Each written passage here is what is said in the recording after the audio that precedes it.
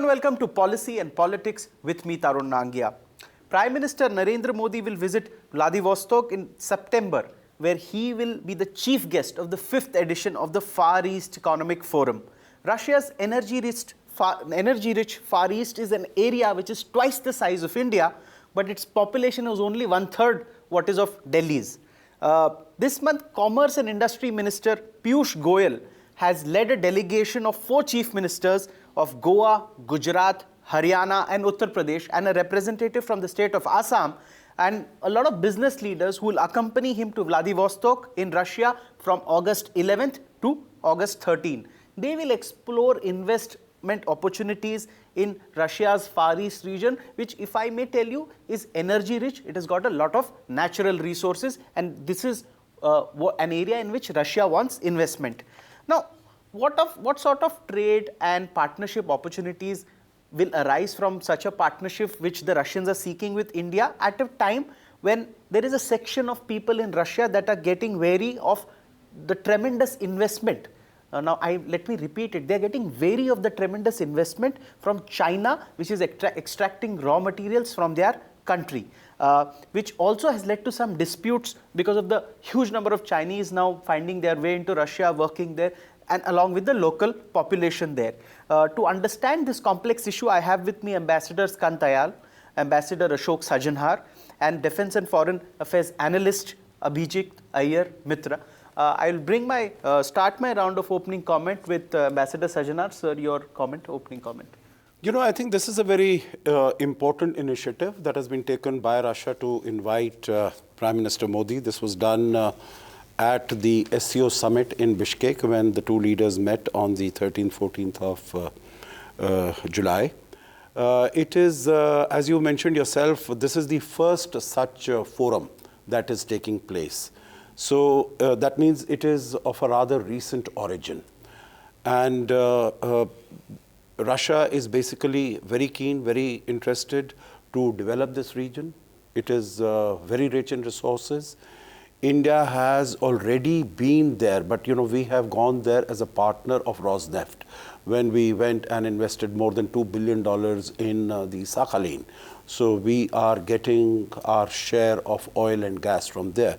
But here basically the idea is that Indian companies should be able to go and should be able to set up bases there, plants, factories, etc.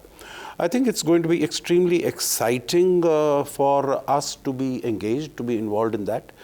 And we are planning to take it up very, very seriously. So because Piyush Goyal is a man on a mission as far absolutely, as... Absolutely. Because I think he's got his instructions directly from the Prime Minister. Achha. Because the Prime Minister at that time in Bishkek when they had met President Putin and Prime Minister Modi, at that time, Prime Minister Modi had said that we are going to take it up very seriously. I'm going to send an advance team of ministers and others who will go, who will explore, who will find out what is the potential. And I think that is what is going to happen. It's going to be a win-win proposition for both India and Russia, because India needs this commodities, natural resources, oil, gas, other minerals, timber, all these commodities are required by us. And of course, our investment there, we have great experience in all these areas. So our people can go there and it will be to mutual benefit, because one last point here, because as you mentioned, the Chinese are investing. And Chinese are not bringing so much of money. Chinese are not providing so much of jobs. But, our investments are in terms of what is needed by the people there. Okay. Now, I have to understand one thing from my next panelist, Ambassador Tayal, that A, it is different for the government to go and invest in Russia. And B, it is different for private players to go and invest. And how will that play out? Because the Russian state operates in a different way than what India does. Are Indians used to doing large-scale business in Russia? And then with Mr. Piyush Goyal having been sent as a man on a mission to invest there, ensure that we have investment in natural resources, how he sees that playing out, as also Prime Minister being the chief guest at the Far East Economic Forum. Sir, your opinion? I think, Tarun, you have raised a very, very important point, because India-Soviet relations, Yes. India-Russia economic relations have been very top-driven, Yes. top-down. Earlier also, Soviet time, there was an Indo-Soviet Economic Joint Commission, and now also we have Yuri Borisov, the Deputy Prime Minister, was here to prepare for the Prime Minister's meeting. And here meeting with our Foreign Minister is the co-chair of that. But the entire relationship is somehow still at government level. Yes. And there are no private sector involvement, which is significant. Yes. Even in Sakhalin, etc., it has been ONGC Videsh, Yes. which has invested $2 billion. That's what I wanted to know. Now, for the last 15, 20 years, there has been a lot of effort by Mr. Putin and Medvedev, Indian successive governments, to increase investment and trade, but we are still stuck with Russia at $10 billion US. And they are saying they want to take it to. They saying one can say whatever one wants to say. I don't see it happening. Is it? That it will happen to $25 billion in 2025. $30 billion. Frankly, to be honest with your spectators and your audience, I am not at all hopeful. This is again a try. Piyush Goyal, our Minister is Commerce and Industry, is taking about 125 businessmen to prepare that what to invest in. So which means Piyush Goyal is very serious about this. But again, it is top-driven. He is leading these industrialists. They have not said we want to go to Russia. Yeah. Frankly, they are being led. So Minister Piyush Goyal has a task ahead. Has a task ahead. 4 chief ministers are going with them. So it is a political directive from the Prime Minister. It is still top-driven, but there is scope. There is like a lot of jewelers and diamond merchants are going from Gujarat. Achha. And they will buy a lot of diamonds, can be bought directly. I think they are already buying a lot of diamonds directly from Russia. But that can be increased, and they want to also establish some kind of diamond processing and cutting, etc. facilities there. Farming is another new area which can come up. I hope investments happen, but I am not very optimistic. Okay. The fair and frank comments from Ambassador Tayal. Abhijit, how do you see this panning out? So unfortunately, I'm going to be in 100% agreement with Ambassador Tayal. Sorry about that. Because, so there's one thing that we need to separate between India and China as far as the Russian Far East goes. You look at China's overseas so-called investment patterns, they're all completely extractive. If even their aid patterns, if they say they build you a bridge, they'll take in Chinese cement, Chinese steel, Chinese workers. The actual infusion of cash into the local economy is virtually zero unless you can count Chinese workers. They're requiring potatoes and onions on a regular basis. There is virtually no thing. They'll build a turnkey bridge for you and give it to you. Their economic investments are purely extractive, again using Chinese machinery, Chinese equipment, Chinese labor. And if you look at India, on the other hand, nobody talks about India in Africa, but India is one of the superstars, just like in Afghanistan. We're one of the Dil Ke Raja kind of superstars in Africa, because everything we do is about local empowerment, just like in Afghanistan, the agricultural products, for example, it's all about local level empowerment and things like that. Now, this is fundamentally different from the nature of the Russian market, because the people in the Russian Far East have a much higher standard of living than India. So it's not the aid model that can be duplicated out there. That's number one. Number two, what is the business opportunity there? It's again raw material.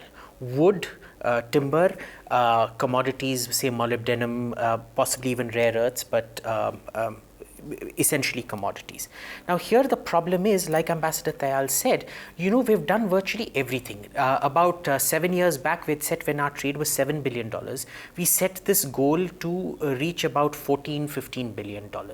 In spite of the government's best efforts, it's only at $11 billion now, and that is artificial because of arms purchases. The actual trade is not growing. Even then, about 5-6 years back, they had set up a investment fund that, if you want to go invest in Russia, we're going to provide you startup funds and so on and so forth. Not one single private player decided to go to Russia. And there's a whole set of reasons for this, and mostly to do with the investment climate out there. Like we discussed sometime earlier, it's an extremely, the law enforcement, there is no rule of law in industrial contract enforcement out there. So no private player wants to go, right? Second, And this is to an extent the laziness of Indian industry, that we are very English focused. A foreign climate like that sort of scares us. But that's minor, because why have we been able to go into, say, South America and Africa, but not into Russia? It keeps coming back to the investment climate, because there is also inconsistency in suppliers. A lot of people that buy from Russia keep saying that, we never know when the supplies are going to come. We can't arbitrate it, because when we take it to arbitration, a Russian court always comes down on the Russian side. So there's no consistency there. Third issue, diamonds. The problem with diamonds is, if you remember, it was during Putin's visit some 4 or 5 years back, they came up with the idea of a diamond exchange that would compete with Antwerp and Rotterdam. The problem here is that Israel and Amsterdam, between them, even though they only account for 20% of diamonds processed, they specialize in large diamonds, which accounts for almost 60% of the market, the jewel diamonds. Antwerp, sorry. India, which still processes about 60% of the world diamonds, in terms of value, only accounts for 20 to 30%. Now you have to look at Russian diamonds, which are a very low quality, right? Indians are obsessed with diamonds. They're like, if there's even one black mark, you won't buy diamonds. So you only want sort of VVS quality diamonds and so on and so forth. One. Two, when you have a small diamond, the amount of time it takes to process, the value addition, even though is high, because it's a small diamond, the recompense for your value addition is very, very low. So on one hand, you have low quality Russian diamonds. The second, it's mostly a smalls-based market where the value addition is low. I don't see a valid proposition on how the value addition can be made to work. In fact, I don't think it works. I don't see this diamond idea going anywhere. So unfortunately, I'll have to agree with Ambassador Tayal on this. It's at between $7 to $10 billion. It is going to remain at $7 to $10 billion. And you can believe that government diktats lead to economic growth, like King Canute believed that the ocean would listen to his commands. Unfortunately, that's not the way economics works. Okay. So with two people predicting what's going to be, what's going to happen of this, we will have to revisit this issue in a couple of years again. But Abhijit Iyer, Mitra made a point of rare earths. China today controls the rare earths production all over the world. In fact, when there was this or the continuing trade war between America and China saw voices being made that they can virtually bring American industry of producing these silicon chips and electronic items to a halt, because it's America's entire rare earth requirement is met by China. And hence, can that be an asset for India? Because then India can procure rare earths from Russia and there can be one more supply. Because even we buy rare earths from China, not that I don't know how much of it we actually require. But moving ahead, Ambassador Sajjanar, your view on this issue? As far as what are the prospects and possibilities? Yes. I think we have to keep on trying. And I think basically it is the commodities and resources that Russia has. We have invested quite a bit in that. We spoke about OVL's, ONGC Videsh Limited in Sakhalin. We also spoke about, we also have in the coal mines in the center of Russia, that is the Imperial company. That was also around 2007, 2008. That did not work out well. But India is in the international market, in the global market for all these resources and all these commodities. So I do think that, from past experience, it doesn't appear to be a very sort of, promising issue. Sir, in the course of your career, you would have been, you were in different countries. How do these visits work for our viewers? So there will be a delegation of 125 businessmen. They will go there. Now, everybody wants to impress the Prime Minister, so they'll make big announcements also. But will it yield to investments? Yeah, I think there should be greater seriousness.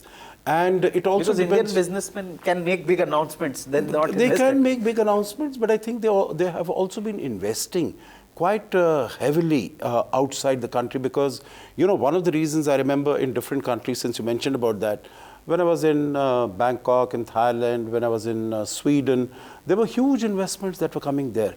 Because many of the people, they used to say that even as far as the business climate, ease of doing business, in India, that also needs to improve. So wherever they are able to find better opportunities, they will go there and they will invest their money there. So since you have been in Russia, I want to ask you this. Abhijit made a point where he said that Indian businessmen are very comfortable dealing with English-speaking countries or so-called Western countries or countries that were part of the Commonwealth, if I may say so. Would you concur in a way with that opinion that... Well, you know, there have been, by and large, you know, that might be true, but I think there have been huge Indian investments in continental Europe, you know, which is not English-speaking in that sense. I know that there are huge Indian investments in Thailand, because that again is not an English-speaking country. You know, it's never been colonized, so you know, and there even if you go 5-star hotels, etc., you know, at the reception, people really they find it very difficult to speak in English. But Indian investment is huge. Indian investment is huge in Indonesia. Again, not in, you know, I don't speak about Malaysia because that is, you know, something like us. But in Indonesia also, there's huge investment by Indian companies. So I think there have been cases in sort of, you know, countries. For instance, I remember, I mean, that is a different issue, but as far as South Korea is concerned, Ambassador Tayal was there. And I don't know, they must be speaking good, yeah, they are quite fluent in English and so, because we have, you know, huge investments from India that have gone to South Korea. And I remember when I used to invite them to come to Russia and to come to Kazakhstan, they said we are finalizing that deal and after that we are going to be coming there. But I think possibilities are good because now you have the Eurasian Economic Union also, you know, with Russia, Kazakhstan, Belarus, that was established about 7-8 years ago, and now it has become an economic union. And we have also Kyrgyzstan has joined, Armenia has joined, so it's become a biggish. So, you know, that could provide a market, whether it is automobiles or otherwise. One last comment on the diamonds, you know, that was mentioned. You know, we already do have Indian companies in that Siberian region. You know, we have this Chorny Almaz, you know, the black diamond. Rajesh Gandhi, he's the one who's there, and you know, he's running a factory. There are people already there.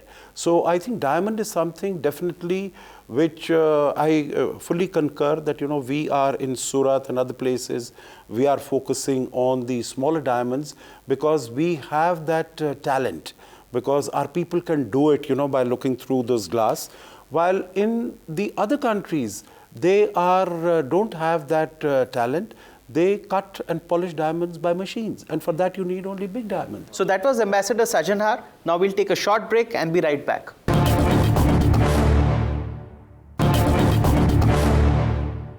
Welcome back. Let me go to Ambassador Tayal. India's investment, if you see, it is by merger and acquisitions.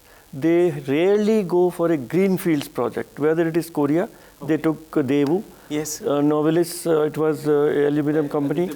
In Kazakhstan, Mittal took that steel company. Yes. In Uzbekistan, a textile company was taken by Indorama. Yes. So, what will Indian investors acquire in Far East of Russia?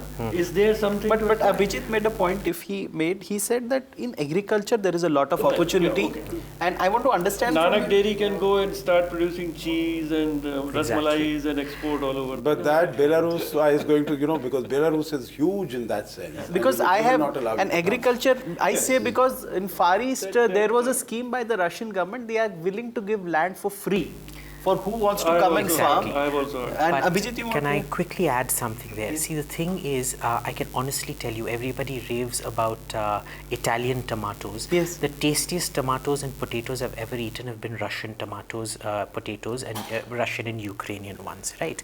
The problem is India is not a quality-sensitive market, right? So we are like, if you remember, our desi tomatoes used to taste much better than the so-called Bangalore tomatoes that we get now, the Roma tomatoes. tomatoes. But still, we've forgotten what that's about.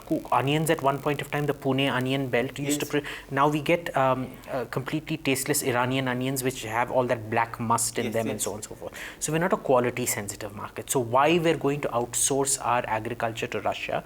Big question, especially because of all the transport. We have to transport it around China. No, we will not outsource it. We will go, and because they want go in there for local this thing. So let's see how that pans out. Second is regarding your question on rare earths. You know, I don't know why it's called rare earths, because they're not actually very rare. One of the they're actually very, very abundant across the Earth's surface. Even in India, exactly, and they're not so difficult to extract because they're kind of shallow pit mining. The thing here is, the only reason China has a predominant monopoly on the market is because they have outpriced everybody through predatory pricing. They have outpriced everybody out of the market. So they have no monopoly as such. If anybody wants to break the Chinese monopoly on rare earths, it is not a question of control over the material. It's purely a question of processing pricing. That's all. Nothing more. Third, coming to, can people going there and signing agreements make a difference? Unfortunately, for a very long time, especially during Manmohan Singh's entire tenure, I know this very well, that Putin had a rather poor opinion of India, which used to promise him the world but then not deliver anywhere between 5 to 10%. Our businessmen are known to go and make promise of 10 and 15,000 But it's not even businessmen. It was also the government doing it. That we were promising all these things. We'd come out with these joint statements, vision statements, Systema and all of that. And we won't deliver on that. In a sense, if you look at it, some of the differences that have cropped up between India and Russia and Afghanistan. For example, Vyacheslav Trubnikov, who's a known chela of Zamir Kabulov, the Afghan point person, saying both in Astana and then in Moscow that, the solution to Afghanistan is linked to Kashmir. These things would have been unimaginable at one point of time, but they're done to prick India to, say, guys, calm down, not too close to America and things like that. So it's a complex picture. Made a point that the lack of a land link will impede investment. Is it true? Certainly, because if land link was there, it was the cost. Agriculture can be for Russia's own use. Agriculture That's what I was hinting at, because they want it for their own economy, not for export. Maybe export to China, because China is importing huge quantities. It's a large market. What the Russians require is investment, not for bringing it to India, but of course for developing their own industry. That's why they give the land for free. Land is abundant, but not many takers as of now. As of now, because the conditions are rather inhospitable. And you see, the whole, we must also realize this, that the whole structure of farming in those countries is very, very different. It is all machine driven. And as far as we in India are concerned, ours are, small plots of land. We don't have factory farms. We don't have those sort of, where it is land or agriculture is taken up as a commercial venture. Our farmers have been very successful in Canada. In very inhospitable areas of Canada, our farmers have done very well. Yeah, because they have been there, they have been living there for a long, long time. So that is why they have been, because they went through that ship, Komagata Maru and all that sort of things. They went there and they settled there. But let me give you a modern example. Today, Sikhs who have migrated from Punjab in the last 5 to 10 years have gone on to monopolize the mozzarella trade in Italy. All of Italy's bocconcini and mozzarella is made by Sikhs coming out of Punjab. They've also gone basically on to, in Milan. That is exactly where they are. And they have gone around, they're slowly starting to monopolize the Parmesan trade as well. But see, the common thing here is that if we are setting up a localized market in the Russian Far East, we need to understand the agricultural conditions here, which is that the growing season is very short because of the permafrost. In lots of these areas, there's permafrost, that is, the ground is permanently frozen. In the areas that it isn't, it is also the secret to the taste, because the growing season is so small, the plant has to mature very quickly. So the flavors develop very, very rapidly, which is what makes Russian potatoes and Russian tomatoes taste good. Now the issue here is that if you're looking both at the Russian domestic market, the Chinese market and the Japanese market, all of which are easy to export, they're very high value addition markets, they're very discerning markets. And in order to export Russian tomatoes, potatoes, you have to create this brand image. The Russian tomato, better than the Italian tomato. So it's also a branding exercise in how you make it a unique luxury product in that sense. You need Indians with a lot of initiative to go in. It needs a branding initiative as well. Because right now, tomatoes, potatoes, it's American potatoes and Italian tomatoes in that sense, right? right? So you need that. And the third thing is, look, Indians have done very well in farming. If you look at the commercial farms, for example, Sula and all those wine grower companies, the commercial agriculture, the problem is most of Indian agriculture is low yield subsistence agriculture. Yes. If you look at commercial agriculture, they've actually done very, very well with drip irrigation and all of that. It's been excellent. So I think they can adapt to Russia. The main issue will be a question of branding Russian produce as being, Britain has this thing, wonderfully British, British beef and things like that. So let's see how that Let's see how it happens. So as we see, Minister Piyush Goyal is there with a delegation of 125 Indian businessmen, 4 chief ministers. We'll have Prime Minister Narendra Modi going to Vladivostok as chief guest of the Far East Economic Forum. There is a promise of increasing India's trade with Russia to $30 billion by 2025. Let us see, because any aim has to be reduced into what you can achieve in a year, then in a quarter, then in a week, and then per day. What are the developments? We'll have to track those. But I'll have to thank Ambassador Tayal, Abhijit Iyer Mitra, and Ambassador Sajanhar for sparing their time and joining us on this episode of Policy and Politics. Thank you, viewers, for joining us.